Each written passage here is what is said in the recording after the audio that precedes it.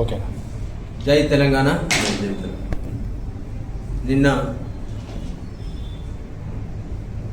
వరంగల్లో జరిగిన BRS party ఆవిర్భావ దినోత్సవం 25వ ఆవిర్భావ దినోత్సవం రజతోత్సవ సభను విజయవంతం చేసిన యావత్ తెలంగాణ ప్రజానికం, కార్యకర్తలు, నాయకులు, వివిధ జిల్లాల నుంచి వచ్చేసి నభూతో నా భవిష్యత్ అనే విధంగా విజయవంతం చేసిన అందరికీ కూడా పేరు పేరున హృదయపూర్వక ధన్యవాదాలు తెలియజేస్తూ, ముఖ్యంగా రాజన్న సిరిసిల్ల జిల్లా నుండి వేలాది మంది వెళ్ళడానికి దిగ్విజయవంతం చేసిన రాజన్న సిరిసిల్ల జిల్లా నుండి సిరిసిల్ల నియోజకవర్గ శాసనసభ్యులు, బీఆర్ఎస్ పార్టీ రాష్ట్ర వర్కింగ్ ప్రెసిడెంట్ కేటీ రామారావు గారి దిశానిర్దేశకత్వంలో మా నాయకులు, తాజా మాజీ ప్రజాప్రతినిధులు, వివిధ హోదాల్లో ఉన్న నాయకత్వం, మా కార్యకర్తలందరూ కూడా అన్ని గ్రామాల నుండి, అన్ని వార్డుల నుంచి, యువతను ముఖ్యంగా మేము వస్తామనే ప్రతి వాళ్ళను కూడా మంచి సౌకర్యవంతంగా వరంగల్ తీసుకెళ్ళి మళ్ళీ సౌకర్యవంతంగా వాళ్ళను ఎవరి ఇళ్ళ వద్ద వాళ్ళను నింపి 41-42 దాటి ఉన్న ఎండ కోర్చుకొని దినమంతా నేను ఉదయం బయలుదేరితే రాత్రి 12 గంట అయింది. తెల్లారే వరకు కూడా కొంతమంది ఇళ్ళకు చేరడం, దూరం ఉన్న వాళ్ళు జరిగింది. కాబట్టి ఒక దినమంతా ఎండను వచ్చుకొని కార్యకర్తలందరినీ సమీకరించుకొని ఒక సమ్మక్క సారక్క జాతరను తలపించే విధంగా, ఒక కుంభమేళాను తలపించే విధంగా గొప్ప సభ జరిగింది. దానికి విజయవంతం చేసిన గొప్పతనం అంతా కూడా పార్టీ శ్రేణులకు, ఆర్గనైజ్ చేసిన నాయకులకు, కార్యకర్తలకు దక్కుతుందని చెప్పేసి జిల్లా పార్టీ అధ్యక్షునిగా మరొకసారి వారికి కృతజ్ఞత తెలియజేస్తూ ఉన్నా.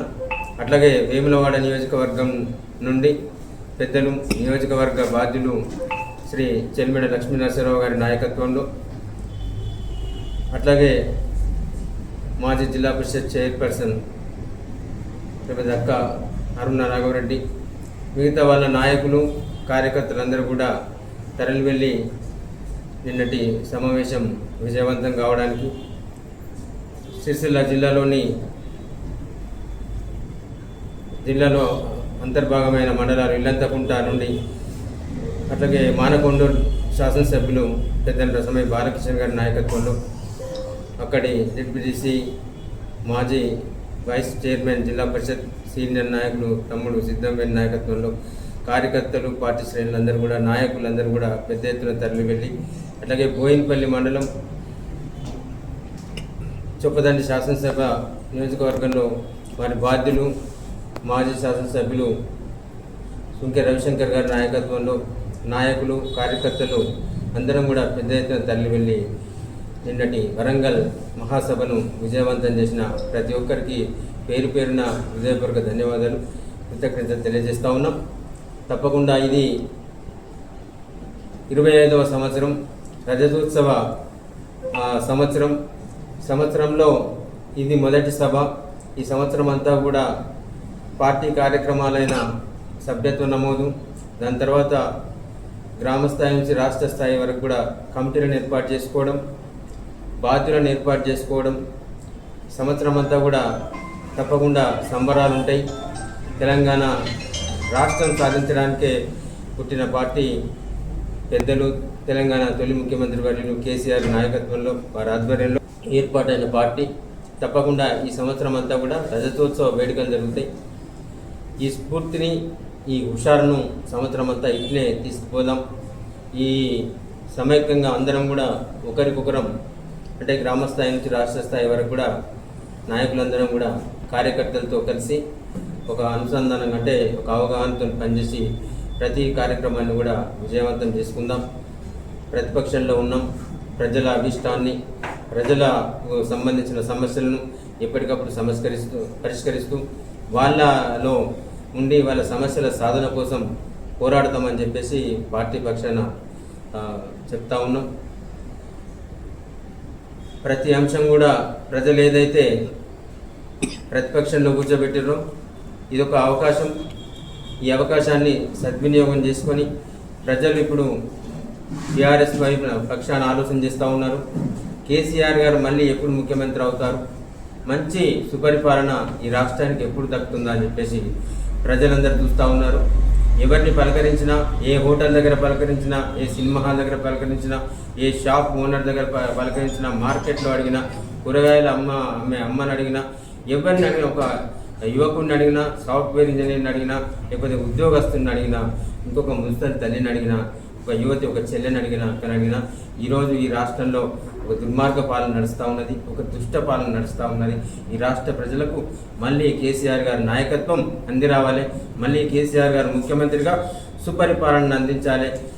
మళ్ళీ ముఖ్యమంత్రి గారు కేసీఆర్ గారు సంక్షేమ పథకాలు అందుబాటులో ఉంచి మమ్మల్ని అందరినీ చల్లగా పాలించాలి, మంచిగా చూసుకోవాలని చెప్పేసి ఈ రాష్ట్ర ప్రజలు కోరుకుంటున్నారు. కాబట్టి తప్పకుండా మా బీఆర్ఎస్ నాయకులు, బీఆర్ఎస్ కార్యకర్తలు, మా పార్టీ శ్రేణులన్నీ కూడా ప్రజలతో మమేకమై పనిచేస్తామని చెప్పేసి ఈ సందర్భంగా నేను చెప్తా ఉన్నాను.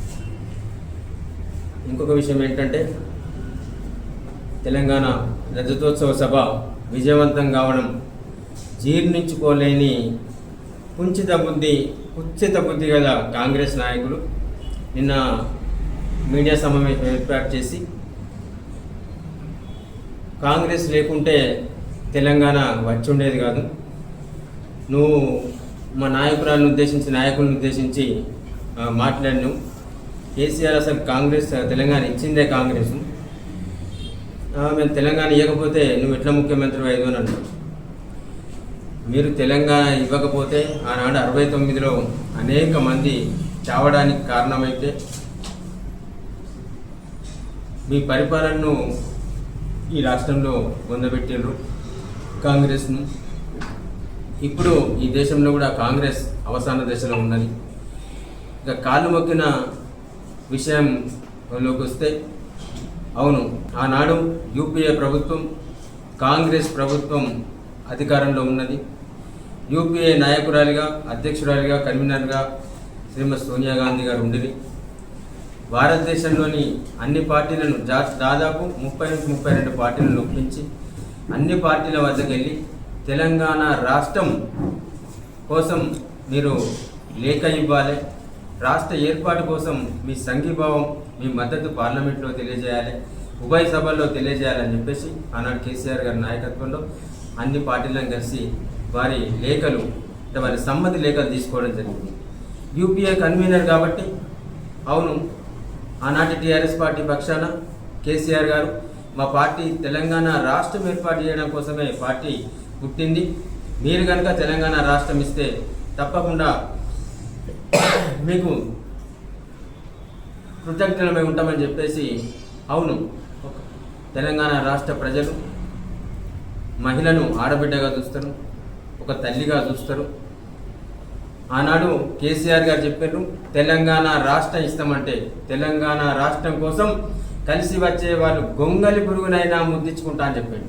ఎస్, గొంగలి పురుగును చూస్తేనే అసహ్యం అనిపిస్తుంది, కానీ గొంగలి పురుగునైనా కానీ ముద్దించుకుంటామని చెప్పిండు ఆనాడే ఉద్యమం సమయంలో. కాబట్టే తెలంగాణ రాష్ట్రం కోసం ఆనాడు పార్లమెంట్లో బిల్లు ప్రవేశపెట్టే పక్షాన బిల్లును గెలిపించాలి, బిల్లుకు మద్దతు ఇచ్చి తెలంగాణ రాష్ట్రం ఏర్పాటు చేసే ప్రక్రియలో కాంగ్రెస్ పార్టీ సహకారం సంపూర్ణంగా కావాలి. కాబట్టి ఆనాడు కాంగ్రెస్ పార్టీ ద్వారా యూపీఏ ద్వారా తెలంగాణ రాష్ట్రం వచ్చింది. కాబట్టి తప్పకుండా ఒక ఆడబిడ్డ, ఒక తల్లిగా భావించి కేసీఆర్ గారు వెళ్ళి పాదాభివందనం చేసిండు. ఒక సోనియా గాంధీ గారికి కాదు, అనుకూలంగా లేఖనిచ్చిన బీఎస్పీ అధినేత్రి కుమారి బెహన్జీ మాయావతి గారికి కూడా అనుకూలంగా తెలంగాణ రాష్ట్ర ఏర్పాటుకు అనుకూలంగా లేఖ ఇచ్చినందుకు వారికి కూడా పాదాభివందనం చేసింది కేసీఆర్. అట్లాగే ఆనాడు కాంగ్రెస్ ఆర్ఎస్ఎస్ పద్దశత్రువులు అయినప్పటికీ ఆర్ఎస్ఎస్ వద్దకు శ్రీ మోహన్ భగవత్ గారి దగ్గరికి వెళ్ళి కూడా మీరు బీజేపీకి చెప్పి ఇలా రాజ్యసభలో పార్టీకి మద్దతుగా, పార్లమెంట్లో పార్టీకి మద్దతుగా, తెలంగాణ రాష్ట్ర ఏర్పాటుకు మద్దతుగా మీరు నిలబడాలని చెప్పేసి కోరినారు. ఆనాడే చెప్పిన కేసీఆర్ గారు తెలంగాణ రాష్ట్ర సాధన కోసం బయటకు వెళ్ళేటప్పుడు ఏ అవకాశాన్ని కూడా వదులుకోం, మా పార్టీ ఏర్పడ్డదే తెలంగాణ రాష్ట్రం కోసం, తెలంగాణ రాష్ట్రం కోసం ఏ స్థాయికైనా దిగస్తాం, తప్పకుండా ఈ ప్రజల కోసం తెలంగాణ రాష్ట్రం సాధిస్తామని చెప్పేసి. కానీ మీరు రేవంత్ రెడ్డి ఏం చేసిండు? చంద్రబాబు నాయుడు బూట్లు తుడిచి ఎమ్మెల్సీ టికెట్కి వచ్చిండు. యనమల రామకృష్ణుడు బూట్లు తుడిచి కాళ్ళు మొక్కి కాళ్ళు కడిగి ఎమ్మెల్యే టికెట్ సంపాదించిండు. ఇలా కేసీఆర్ గారు తెలంగాణ రాష్ట్రం సాధించి ఉండకపోతే రేవంత్ రెడ్డి ఎక్కడ ముఖ్యమంత్రి అయితే ఉండే? చంద్రబాబు నాయుడు ఇట్లా పనిచేస్తున్నానో, లేకపోతే యనమల రామకృష్ణ ఇట్లా బూట్లు తుడుచుకుంటుంటానో, లేకపోతే ముళ్ళేడు మోసుకుంటానో, మూతులు తుడుచుకుంటానో, ముడి తుడుచుకుంటానో ఉంటుండే రేవంత్ రెడ్డి. నువ్వు బ్యాగులు మోసే సంస్కృతి, రియల్ ఎస్టేట్ బ్రోకరు, ఒక నీచ ఆలోచన ఉన్నవాడివి. నువ్వు ఈ రాష్ట్రానికి ముఖ్యమంత్రి కాదు, కనీసం మంత్రి అయ్యే యోగం కూడా నీకు ఉండకపోతుండే. ఎందుకంటే అసలు రాష్ట్రం ఏర్పాటు కాకపోతే ఆంధ్ర వల్ల చేతుల్లో ఉంటే ఆంధ్ర పెత్తందారుల కింద నువ్వు ఏడుండువా బాబు? నీ టికెట్ కోసమే కాళ్ళు మొక్కినవి, బూట్లు తుడుచున్నవి. ఇప్పటికి కూడా సోషల్ మీడియాలో పోస్టులు మీరు ఇట్లా తిరిగేస్తే ఉంటాయి. అట్లాంటి చరిత్ర గల రేవంత్ రెడ్డి క్యాబినెట్లో పనిచేసే మంత్రులు మీరు ఇలా రాష్ట్రం సాధించకపోతే మీకు మంత్రులు అయ్యే అవకాశం కాదు, అసలు కొందరు ఎమ్మెల్యేలు కూడా కాకపోదు. కాబట్టి ఇలా తెలంగాణ రాష్ట్రం కోసం, రాష్ట్ర ఏర్పాటు కోసం ప్రాణత్యాగానికి ఒడిగట్టి అదేంటి అకుంఠిత దీక్షతో, ముఖ్యమని ధైర్యంతో రాష్ట్రాన్ని దీక్షతో ఇలా రాష్ట్రాన్ని సాధించింది. కాబట్టి ఇలా సాధించిన రాష్ట్రాన్ని అభివృద్ధి ప్రజల్లో భారతదేశంలోని నెంబర్ 1 రాష్ట్రంగా తీర్చిదిద్దింది. కాబట్టి ఇలా మీకు ఈ ముఖం తెలివి ఉన్నది. తెలంగాణ రాష్ట్రంలో ఎమ్మెల్యేలం, తెలంగాణ రాష్ట్రంలో ఇలా మంత్రులమని చెప్పుకున్నానికి మీకు ఒక ముఖం తెలివి ఉండడానికి కారణమే ఇలా కేసీఆర్ గారు. కాబట్టి ఖబర్దార్ కాంగ్రెస్ నాయకులారా, మీరు కళ్ళబొల్లి మాటలు చెప్పి, అబద్ధపు మాటలు చెప్పి, మోసం మాటలు చెప్పి ఇలా మాయ చేసి ఇలా అమలు కాని హామీలు ఇచ్చి అధికారంలోకి వచ్చి అడ్డమైన పనులు చేసుకుంటా, ఇలా ఢిల్లీకి డబ్బు మూటలు పంపుకుంటా, ఇలా అకృత్యాలు చేసి ఇలా రాష్ట్రాన్ని అధోగతి పాలు చేస్తున్న మీరా కేసీఆర్ గారి గురించి మాట్లాడేది, మీరా బీఆర్ఎస్ పార్టీ గురించి మాట్లాడేది. మీకు నూకలు చెల్లినాయి. ప్రజలకు పోతే త్వరలో మీ మూతి మీదనే అన్ని రోజులు వస్తాయి. ఇలా వడ్ల కళ్ళ కాడికి పోయినా, ఇంకెక్కడికి పోయినా మీ కాంగ్రెస్ నాయకులకు ముద్దు దాన్ని వెళ్ళగొట్టే పరిస్థితి ఈ రాష్ట్రంలో వస్తుంది త్వరలో. కాబట్టి ఖబర్దార్ కాంగ్రెస్ నాయకులారా, ఇంకొకసారి బీఆర్ఎస్ నాయకులను కానీ, బీఆర్ఎస్ పార్టీని కానీ, గౌరవనీయులైన కేసీఆర్ గారిని, కేటీఆర్ గారిని ఎవరిని విమర్శించినా కానీ మీకు ప్రజల్లో శిక్ష తప్పదని హెచ్చరిస్తూ ఉన్నాం. ఖబర్దార్ ఖబర్దార్.